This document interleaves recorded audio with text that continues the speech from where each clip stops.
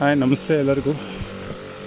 ಬೀನ್ಸ್ಗೆ ಮೊದಲನೇ ಸ್ಪ್ರೇ ಮಾಡ್ತಾಯಿದ್ದೀನಿ. ಯಾವುದಾದಪ್ಪ ಅಂದರೆ ಮೊಮೆಂಟ್ ಎನರ್ಜಿ ಮತ್ತು ಅಬಾಸಿನು ಮತ್ತು ಹಾಕ್ಟ್ರಾ. ಅಬಾಸಿನ್ ಏನಕ್ಕಂದರೆ ಕರಿ ಸೈಡ್ಸು ಈ ಗೆರೆಹುಳ ಇರುತ್ತೆ, ಸ್ವಲ್ಪ ಹಸಿರುಳ ಅವೆಲ್ಲ ಇರುತ್ತೆ, ಅದಕ್ಕೆ ಅಬಾಸಿನ್ ಯೂಸ್ ಆಗುತ್ತೆ.